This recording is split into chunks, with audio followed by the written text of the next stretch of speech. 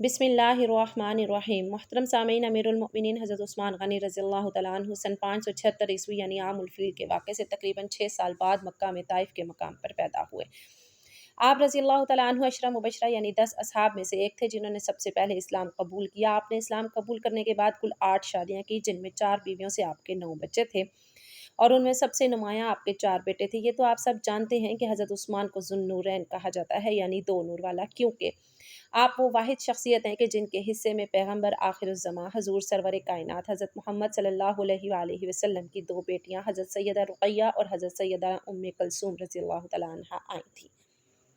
اور اب تک کی تمام تاریخی روایات سے یہی ثابت ہوتا ہے کہ آپ تاریخ انسان کی وہ واحد شخصیت ہیں کہ جس کو یہ شرف حاصل ہوا کہ اس کے نکاح میں کس نبی کی 2 صاحبزادیاں آئی ہیں۔ آپ قریش کے ایک انتہائی مالدار انسان تھے۔ آپ کتنے مالدار تھے اس کا اندازہ اس بات سے بخوبی لگایا جا سکتا ہے کہ جب مدینہ طیبہ ہجرت کے بعد مسلمانوں کو پانی کا مسئلہ درپیش آیا تو آپ نے ایک یہودی سے 20,000 درہم کے عوض ایک کنواں خرید کر مسلمانوں کے لیے وقف کر دیا۔ 20,000 درہم اس دور کی ایک خطیر رقم تھی جو شاید ہی اس وقت اسلام قبول کرنے والے کسی مسلمان کے پاس تھی۔ آپ کی اسی سخاوت کی وجہ سے آپ کو نبی کریم صلی اللہ علیہ وسلم سے غنی کا لقب عطا ہوا۔ آپ کے والد عفان بن ابو العاص تھے جو کہ 6 صدی عیسوی میں عرب کے ایک مایہ ناز مالدار تاجر تھے جن کے سینکڑوں قافلے عرب سے باہر مختلف ملکوں کی تجارت میں غرض سے جایا کرتے تھے۔ آپ کے والد ہی ان قافلوں کی نگرانی کرتے تھے اور پھر اسی طرح جب وہ ایک تجارتی سفر پر تھے تو راستے میں ہی ان کا انتقال ہو گیا اور یوں امیر المؤمنین حضرت عثمان غنی رضی اللہ تعالیٰ عنہ چھوٹی عمر میں ہی ایک وسیع تر کاروبار کے مالک بن گئے۔ حضرت عثمان غنی رضی اللہ تعالیٰ عنہ کے دادا ابو العاص بن امیہ تھے اور ان کے 3 بیٹے عفان، الحکم اور مغیرہ تھے۔ حضرت عثمان غنی رضی اللہ تعالیٰ عنہ کا شجرہ حضرت عثمان بن عفان بن ابو العاص بن امیہ، یہ امیہ وہی ہیں جن سے خاندان بنو امیہ کی بنیاد پڑی اور اس لحاظ سے دیکھا جائے تو حضرت عثمان رضی اللہ تعالیٰ عنہ ایک اہم ترین شاخ کا حصہ تھے۔ اور اسی خاندان بنو امیہ کی ایک شاخ سے بد کردار یزید کا تعلق ہے جس نے حضور صلی اللہ علیہ وسلم کے نواسے حضرت سیدنا امام حسین علیہ السلام کو کربلا کے میدان میں شہید کروایا تھا۔ حکم اور مغیرہ آپ کے سگے چچا ہیں۔ جب ان کو اپنے بھتیجے کے اسلام قبول کرنے کے بارے میں علم ہوا تو انہوں نے آپ پر ظلم ستم کے پہاڑ توڑ دیا، حتیٰ کہ وہ آپ کو کچی کھال میں لپیٹ کر آپ پر تشدد کرواتے کہ کسی طرح آپ اسلام سے متنفر ہو کر دوبارہ مشرکانہ زندگی کی طرف لوٹ آئیں۔ لیکن آپ نے اسلام قبول کیا اور پھر ہر طرح کا ظلم و ستم برداشت کرنا گوارا کیا، لیکن اسلام اور رسول صلی اللہ علیہ وسلم کی رفاقت کو ترک کرنا قبول نہ کیا، حتیٰ کہ آپ کو اپنا آبائی وطن چھوڑ کر جانا پڑا۔ آپ کا مشیر ایک اس دور حکومت میں خاص تھا، وہ آپ کے سگے چچا الحکم کا بیٹا تھا اور اس لحاظ سے آپ کا چچا زاد بھائی بھی تھا۔ ابو العاص کے 3 بیٹوں کے علاوہ 2 بیٹیاں بھی تھیں جن میں سے ایک کا نام صفیہ تھا جس کی شادی حضرت ابو سفیان سے ہوئی، جن میں سے ان کی ایک بیٹی ام حبیبہ پیدا ہوئی اور یہ وہی ام حبیبہ ہیں جنہیں پیغمبر خدا کے نکاح میں آنے کا شرف حاصل ہوا۔ اگر بنو امیہ کے سب سے اہم اور حکمران خاندان کی بات کریں تو اس خاندان کا جد امجد حرب بن امید تھا جو کہ امیر المؤمنین حضرت عثمان رضی اللہ تعالیٰ عنہ کے خاندان کے جد امجد ابو العاص کا سگا بھائی تھا اور حرب بن امیہ کی وجہ شہرت اس کا بیٹا صخر یعنی ابی سفیان بن حرب تھے، یعنی امیر المؤمنین حضرت عثمان رضی اللہ تعالیٰ عنہ کے پردادا اور ابی سفیان بن حرب کے دادا ایک ہی شخص یعنی امیہ بن عبد شمس تھے۔ حضرت ابو سفیان نے فتح مکہ پر اسلام قبول کیا تھا، لیکن اسلام قبول کرنے سے پہلے تک آپ پیغمبر خدا صلی اللہ علیہ وآلہ وسلم کے سب سے بڑے دشمن تھے۔ آپ حضرت امیر معاویہ کے والد اور یزید کے دادا تھے۔ دوستو، اب ذرا غور کریں تو معلوم ہوتا ہے کہ امیہ بن عبد شمس کے ایک بیٹے سے امیر المؤمنین اور مروان بن حکم کا خاندان نکلتا ہے اور دوسرے بیٹے سے حضرت معاویہ کا خاندان نکلتا ہے اور یہ بھی بنو امیہ ہی کہلاتے ہیں جو تقریباً ایک مدت تک حکمرانی میں رہے، لیکن بنو امیہ کی وجہ شہرت ابو سفیان بن حرب سے شروع ہوئی اور یزید پر اپنے عروج کو پہنچی۔ اگر ان کے شجرہ کو مزید غور سے دیکھا جائے تو معلوم ہوتا ہے کہ حضرت معاویہ، مروان بن حکم، حضرت عثمان بن عفان اور رضی اللہ تعالیٰ عنہ چچا زاد بھائی تھے اور ان کی اولادیں بھی آپس میں کزن سی لگتی تھیں۔ اس لحاظ سے امیر المؤمنین حضرت عثمان رضی اللہ تعالیٰ عنہ یزید پلید کے چچا بھی لگتے ہیں۔ اللہ کے نبی حضرت محمد صلی اللہ علیہ وسلم نے امیر المؤمنین حضرت عثمان غنی رضی اللہ تعالیٰ عنہ کے کندھے پر ہاتھ مار کر آخری بات یہ کہی، اے عثمان، ان قریب اللہ تعالیٰ آپ کو ایک قمیض پہنائے گا اور اگر منافقین آپ سے اس قمیض کو اتارنے کا ارادہ کریں تو اسے نہ اتارنا یہاں تک کہ تم مجھ سے عامل ہو۔ پھر آپ ایسا کیا کہ ہم نے یہ بات 3 مرتبہ ارشاد فرمائی۔ راوی بیان کرتے ہیں میں نے ام المؤمنین حضرت عائشہ صدیقہ رضی اللہ تعالیٰ عنہ سے کہا یہ بات آپ سے کہاں رہی؟ فرمانے لگی خدا کی قسم میں اسے بھول گئی اور مجھے یاد نہیں رہی۔ راوی مزید فرماتے ہیں میں نے اس سے متعلق حضرت معاویہ سے پوچھا تو آپ نے میری بتائی ہوئی بات کو پسند نہ کیا اور ایک خط ام المؤمنین حضرت عائشہ رضی اللہ تعالیٰ عنہ کی طرف لکھ بھیجا کہ آپ مجھے یہ حدیث لکھ کر ارسال کریں۔ بس حضرت عائشہ رضی اللہ تعالیٰ عنہ کو جب یہ خط ملا تو آپ نے اسی حدیث کو تحریر کروایا اور خط حضرت معاویہ کو ارسال کیا۔ یہ روایت احادیث اور تاریخ کی متعدد کتب میں ملتے جلتے الفاظ کے ساتھ موجود ہے۔ آپ صلی اللہ علیہ وسلم نے امیر المؤمنین حضرت عثمان غنی رضی اللہ تعالیٰ عنہ کے لیے جس قمیص کا ذکر فرمایا ہے، اس سے مراد خلافت ہے، جسے آپ نے اختیار کی رکھا اور باوجود آپ کو گھر میں بند کر کے اذیتیں دی گئی اور اس بار خلافت کو چھوڑ دینے کے لیے ہر ہتھ کنڈے استعمال کیے گئے، مگر آپ نے اپنی جان قربان کرنا بہتر سمجھا، اس سے کہ رسول اللہ صلی اللہ علیہ وسلم کے مبارک فرمان سے انحراف کیا جاتا ہے۔ ایک روایت میں ہے کہ ام المؤمنین حضرت عائشہ صدیقہ رضی اللہ تعالیٰ عنہا فرماتی ہیں، جب میں نے دیکھا کہ امیر المؤمنین حضرت عثمان غنی رضی اللہ تعالیٰ عنہ کی قمیض اتارنے کے سوا ہر مطالبہ پورا کر رہے ہیں، تو مجھے یقین ہو گیا کہ آپ صلی اللہ علیہ وسلم کی وصیت کی پاسداری کر رہے ہیں۔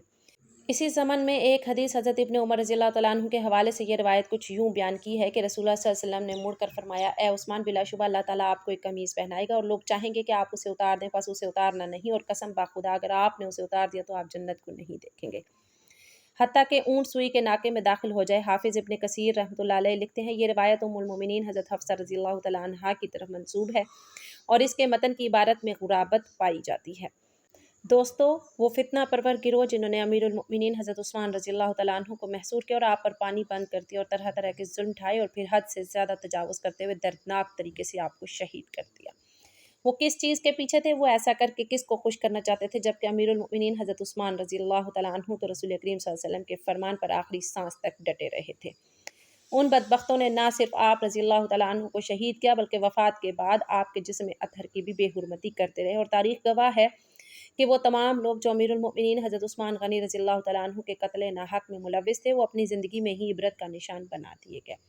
چنانچہ انہی لوگوں میں سے ایک شخص کا عبرت ناک واقعہ حافظ ابن عساکر نے بھی نقل کیا۔ آپ لکھتے ہیں، ایک نابینا شخص بیت اللہ شریف کا طواف کر رہا تھا اور ساتھ گڑ گڑاتے ہوئے یہ دعا کر رہا تھا، اے میرے اللہ، تو مجھے معاف کر دے،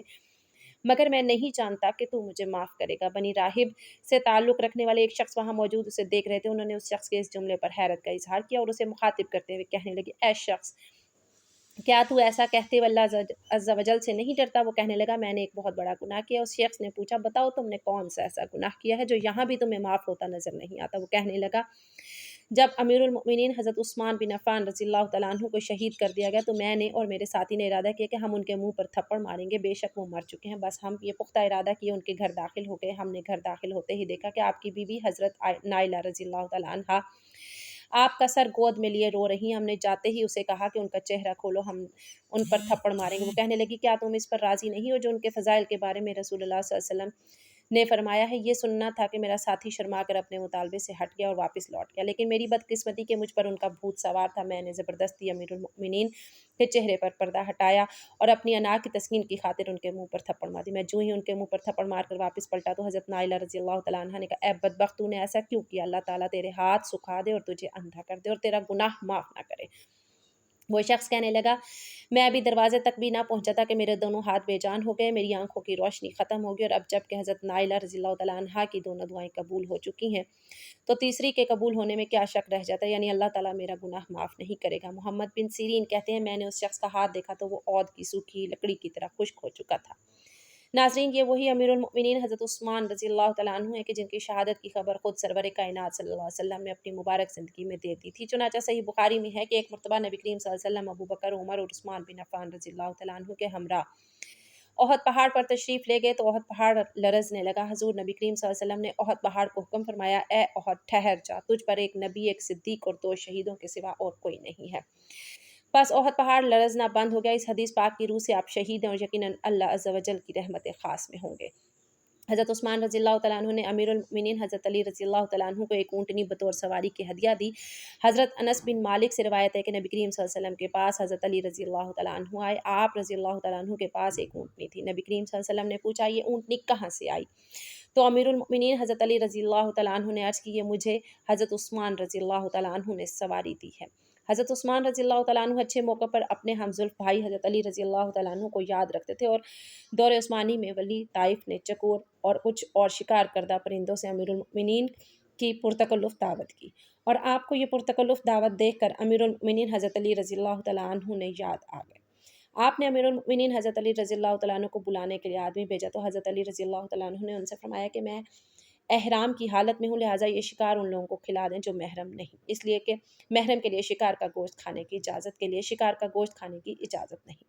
اس واقعے سے پتہ چلتا ہے کہ حضرت عثمان غنی رضی اللہ تعالیٰ عنہ کو حضرت علی رضی اللہ تعالیٰ عنہ سے کس قدر انس اور محبت تھی۔ جنرل اسلام حضرت عبداللہ بن عامر رضی اللہ تعالیٰ عنہ کسی علاقے سے فاتح ہو کر مدینہ منورہ آئے تو آپ نے سب مدینہ والوں کو اور حضرت علی رضی اللہ تعالیٰ عنہ کو بھی 3000 درہم بھجوائے۔ امیر المؤمنین حضرت عثمان رضی اللہ تعالیٰ عنہ کو جب اس کا علم ہوا تو آپ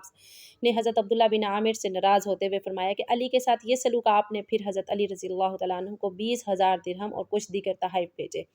جن کو حضرت علی رضی اللہ تعالیٰ عنہ نے قبول فرمایا۔ اللہ تعالیٰ ہمیں نیک کاروں میں شامل فرمائے اور ہمارا خاتمہ ایمان پر فرمائے، آمین ثم آمین۔ ناظرین، کمنٹ باکس میں اللہ تعالیٰ کے 99 ناموں میں سے ایک نام ضرور ٹائپ کیجیے گا۔